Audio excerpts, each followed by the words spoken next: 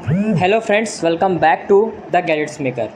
तो ESP8266 के series में हम वेब सर्वर से रिलेटेड वीडियोस की शुरुआत करने जा रहे हैं और आज के इस वीडियो में हम देखेंगे कि ESP8266 या नोड MCU को किसी वेब सॉकेट प्रोटोकॉल से कैसे इस्तेमाल कर सकते हैं। मतलब ESP8266 को वेब सॉकेट प्रोटोकॉल से कैसे कनेक्ट कर सकते हैं, कैसे इस्तेमाल कर सकते हैं, आज हम ये चर्चा करेंगे। उससे पहले हमें ये जानना ज़रूरी है कि ये वेब सॉकेट है क्या।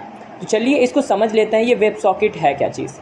तो देखिए, जैसा कि प्रेजेंटेशन में पहली स्लाइड पर ही लिखा गया है कि web socket is a president connection between a client and the server that allow the by directional communication between both parties and using a TCP connection. This means you can send the data from the client to the server and from the server to the time and a given time. देखिए, web socket एक तरीके का ऐसा by directional protocol है जिसमें दो चीज़ें होती हैं। एक प्रेसिडेंट कनेक्शन होगा दोनों के बीच में, जो कि क्लाइंट और सर्वर दोनों उसी प्रेसिडेंट कनेक्शन से कनेक्टेड हो गए, और जो क्लाइंट होगा वो सर्वर को डेटा भेज भी सकता है और जो सर्वर होगा वो क्लाइंट को भी डेटा भेज सकता है। दोनों ही एक दूसरे को डेटा भेज सकते हैं।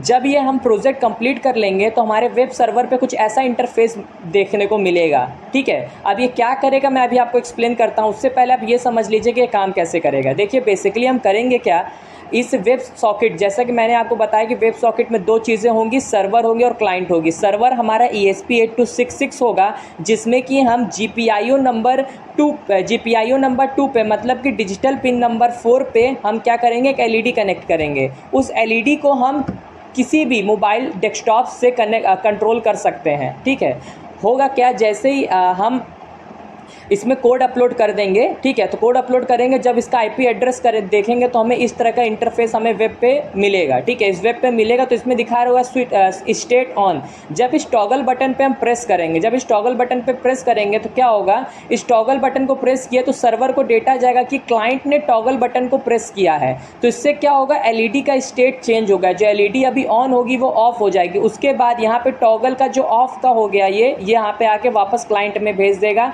यही सेम डेटा जितने भी क्लाइंट कनेक्टेड होंगे उस पर्टिकुलर सर्वर से, उस पर्टिकुलर नेटवर्क से, सबको ये भेज देगा। देखिए, कहने की बात सिंपल से केवल ये है कि एक LED को हम ESP8266 से कंट्रोल कर रहे थे, ठीक है, और उसी LED को हम डिफरेंट मोबाइल फ़ोन से, डिफरेंट लैपटॉप से करना चाह रहे हैं कनेक्ट। ठीक है, तो इसमें क्या होगा, जो सर्वर से, जो ESP8266 से जो हमारी LED कनेक्टेड है, उसका डेटा कि वो ऑफ है कि ऑन है, वो सारे क्लाइंट पे भेज दिया जाएगा, जितने भी क्लाइंट उस पर्टिकुलर नेटवर्क से कनेक्टेड होंगे। ठीक है, जैसे क्लाइंट 1, क्लाइंट 2, क्लाइंट 3, क्लाइंट 4। जैसे कि मैं क्लाइंट 1 हूँ, मैंने अपनी LED ऑन कर दी, लेकिन क्लाइंट 2 को पता कैसे चलेगा कि LED ऑन है, तो उसमें जब वो अपना वेब सर्वर खोलेगा तो उसको भी यहाँ पे स्टेट ऑन दिखेगा पहले से, ना कि ऑफ दिखेगा। तो यही खासियत है वेब सॉकेट की। मतलब कि अगर एक भी क्लाइंट स्टेट चेंज कर रहा है LED का, टॉगल कर दे रहा है LED का, तो जो अपडेटेड डेटा है वो सारे क्लाइंट को चला जाता है। यही होता है एक वेब सॉकेट। ठीक है, अब इसको इम्प्लीमेंट कैसे करना है, देखिए, इस प्रोजेक्ट को बनाने के लिए आपको 3 लाइब्रेरीज चाहिए होंगी। सबसे पहला तो आपके आर्डिनो में ESP8266 का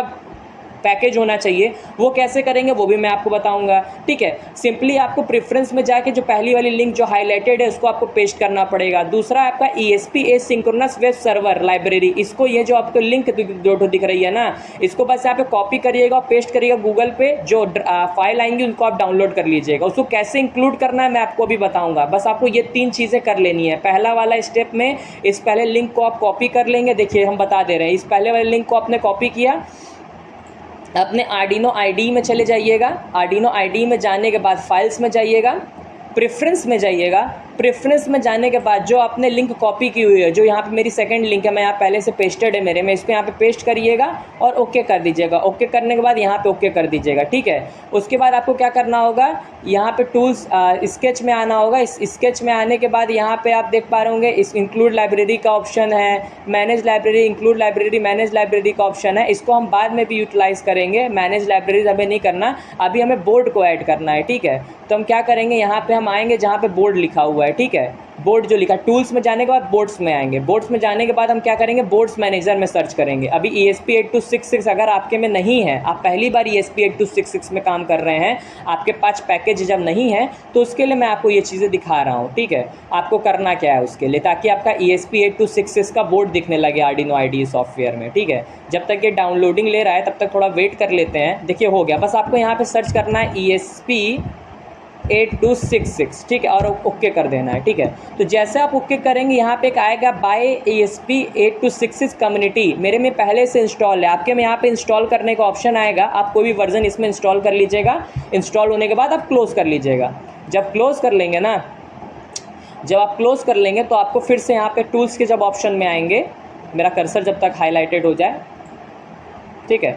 जब आप टूल्स के ऑप्शन में आएंगे तो यहाँ पे जब आप बोर्ड्स में जाएंगे ना, तो आपको ESP8266 का बोर्ड्स का ऑप्शन दिखने लगेगा। अब आप हमारे जितने भी ESP8266 हैं वो होता है, इस ऑप्शन में आपको सेलेक्ट करना है नोड MCU 1.0 ESP12E मॉड्यूल को, ठीक है। इस मॉड्यूल को सेलेक्ट कर लेना है आपको। पहला टास्क हमारा खत्म हो गया। पहला टास्क हमने क्या कर लिया कि हमने अपने ESP8266 को अपने आर्डिनो IDE में कर लिया। उसके बाद आपको ये जो दो लिंक है ना, इसको कॉपी कर लेना है, अपने गूगल पे पेस्ट करना है, तो आपको एक लाइब्रेरी इंस्टॉल हो जाएगी डाउनलोड वाले फाइल्स में, ठीक है। और दूसरे वाले में ये भी कर लेंगे, ठीक है। तो ये जिप फाइल आपको डाउनलोड होती हुई दिख जाएगी, ठीक है। अब जिप फाइल आपकी जब डाउनलोड हो जाएगी, ठीक है, उसके बाद आप क्या करेंगे मैं आपको बता दे रहा हूँ। यहाँ पे जिप फाइल जब आपकी डाउनलोड हो जाएगी, आप वापस अपने आर्डिनो IDE में आएंगे, स्केच में आएंगे। स्केच में आने के बाद आपको इंक्लूड लाइब्रेरी का ऑप्शन दिखेगा। इंक्लूड लाइब्रेरी के बाद मैनेज लाइब्रेरीज के ऑप्शन के नीचे जो मैनेज जिप लाइब्रेरीज वाला ऑप्शन है, आप उसको क्लिक कर देंगे। अभी रुक जाइए, मेरे में मैंने बाय डिफ़ॉल्ट मैंने यहाँ पे दूसरे ऑप्शन को क्लिक कर दिया, दैट्स वाई वो जब तक खुलेगा नहीं तब तक मुझे वेट करना पड़ेगा। लेकिन आपको इंक्लूड जिप वाले पे क्लिक करना है, ठीक है। मैं इसको कैंसिल कर दे रहा हूँ।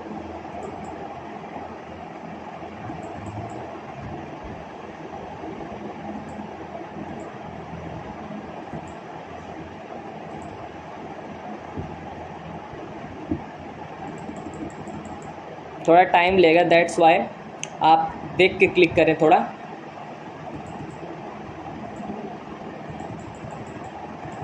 ठीक है, क्लोज हो गया। तो टूल्स के ऑप्शन में आ रहे, स्केच के ऑप्शन में आने के बाद आप इंक्लूड लाइब्रेरी में आने के बाद ऐड जिप लाइब्रेरीज करेंगे। अब ऐड जिप लाइब्रेरी करेंगे तो आपके डाउनलोड्स के ऑप्शन में मोस्ट प्रोबेबली जाएगा, ठीक है। तो आपको सर्च करना है दो चीज़। देखिए आपको दो चीज़ें जो मैंने यहाँ पे अभी आपको बताया, एक ये आपका दिख गया ESP एसिंक्रोनस TCP और ESP asynchronous web server master. इन दोनों को अपना ओपन कर लेंगे ना, ओपन कर लीजिएगा इसको करके, इसको भी ओपन कर लेंगे तो आपका अपने आप, मेरे में देखिए पहले से ये चीज़ है। मैं अगर इसको करूँगा ना ओपन, यहाँ पे कर भी दूंगा, यहाँ पे लिखेगा आपका ये पहले से एग्जिस्ट है, library name ESP asynchronous web server master already exist. आपके में ये ऐड हो जाएगा, लेकिन मेरे में पहले से इसलिए ऐसा दिखा रहा है, ठीक है।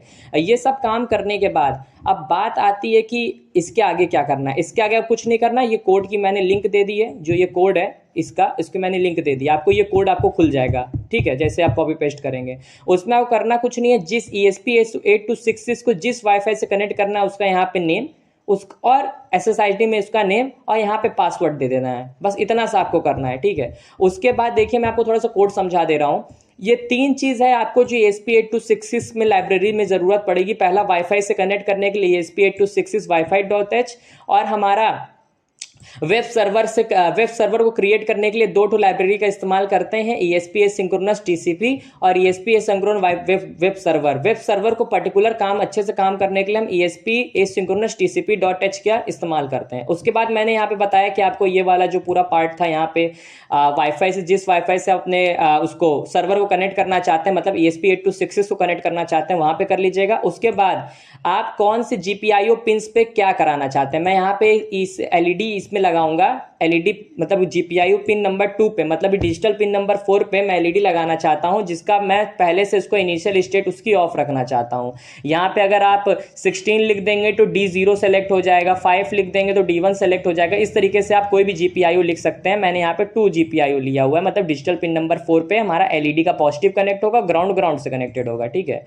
उसके बाद यहाँ पे हम वेब सर्वर को क्रिएट करने के लिए हमारा ये दोनों वेब सर्वर और वेब सॉकेट इस्तेमाल हुआ है। उसके बाद यहाँ पे हमारा जो वेब सर्वर में कैसे फॉन्ट दिखना चाहिए, क्या कलर होना चाहिए, क्या मार्जिन होना चाहिए, ये सब का पूरी यहाँ पे चर्चा की गई है। ठीक है, इसमें आप कलर का कोड चेंज करके, जैसे कि यहाँ बैकग्राउंड कलर का कोड चेंज करके आप बैकग्राउंड वेब सर्वर पे बैकग्राउंड का कलर चेंज कर सकते हैं, सब कुछ चेंज कर सकते हैं। गूगल पे आपको सब चीज़ ईजिली मिल जाएगी। ठीक है, उसके बाद आपको कुछ नहीं करना, उसके बाद आपको टूल्स में जाना है। आपका अपने बोर्ड सेलेक्ट कर लिया था। ठीक है, बोर्ड सेलेक्ट करने के बाद आपको क्या करना होगा, पोर्ट सेलेक्ट करना होगा। पोर्ट यहाँ पे आपको दिखेगा, दिखा रहा हूँ, दिखेगा COM7 पे मेरा कनेक्टेड है। ठीक है, ESP8266। आपको कुछ नहीं करना होगा, फाइल को सेव कर लीजिएगा।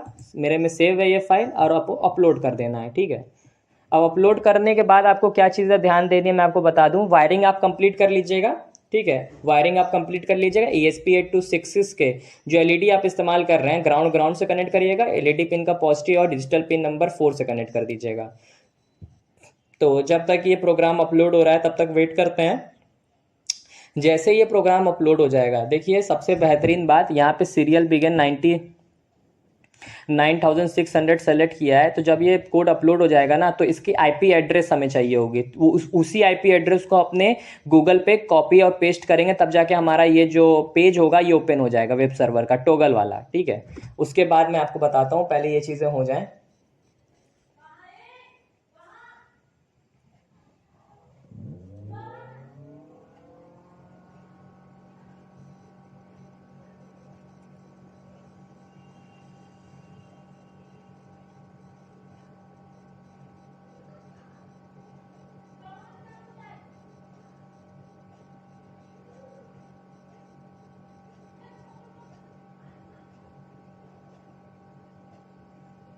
ये आपके प्रॉपर पूरे कंप्यूटर की स्पीड पे डिपेंड करेगा कितनी जल्दी ये कंपाइल हो जाता है। ठीक है, कंपाइल होने के बाद ये अपलोड होना स्टार्ट हो जाएगा। कनेक्टिंग दिखा रहा है और देख पा रहे हो यहाँ पे अपलोड होना स्टार्ट हो गया है। ठीक है, ये पूरा 100% तक अपलोड हो जाएगा।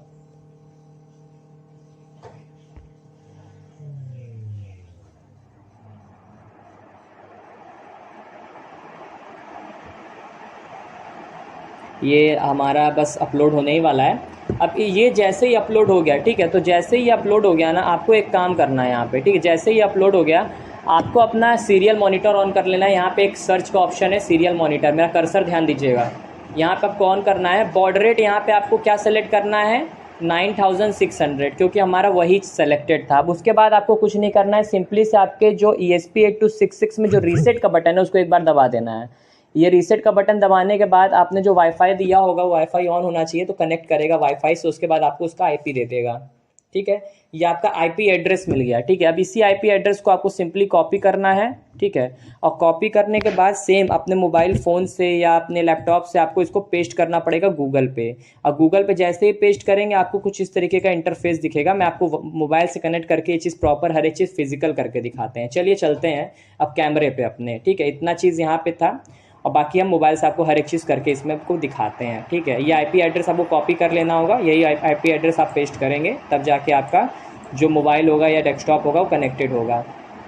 ठीक है, शर्त ये है कि जिस वाईफाई नेटवर्क से आपका ESP8266 कनेक्टेड, उसी वाईफाई नेटवर्क से आपका जो मोबाइल फ़ोन होगा वो भी कनेक्टेड होना चाहिए, और जो भी क्लाइंट होंगे उसी वाईफाई नेटवर्क से कनेक्ट होने चाहिए, तब जाके हमारा वेब सॉकेट जो प्रोटोकॉल है वो अच्छे से वर्क करता है। चलिए देख। तो फ्रेंड्स, अभी मैंने क्या किया हुआ है, ये मेरा सर्वर था ESP8266 जिसके डिजिटल पिन नंबर 4 मतलब GPIO 2 पे मैंने एक रेड कलर की LED लगाई हुई है, और यहाँ पे मेरे पास 2 क्लाइंट है। अब कमाल की बात ये होने वाली है इस वेब सॉकेट का जो बात थी, अगर हम इस सर्वर से, तीनों सर्वर हमारे एक ही वाईफाई नेटवर्क से कनेक्टेड हैं।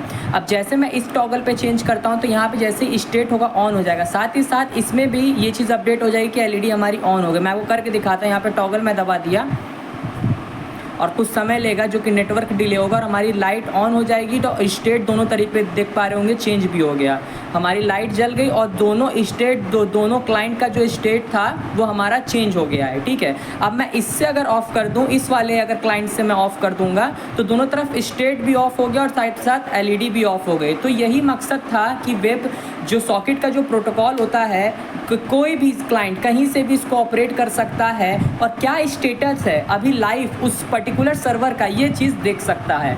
होप करते हैं कि वीडियो पसंद आया होगा। वीडियो पसंद आया तो लाइक कर दीजिएगा, हमारे चैनल को, नए हैं हमारे चैनल पर सब्सक्राइब करके चाहिएगा, क्योंकि ऐसे ही बेहतरीन ESPs की वीडियोज़ आपको इस चैनल पर देखने को मिलती रहेंगी।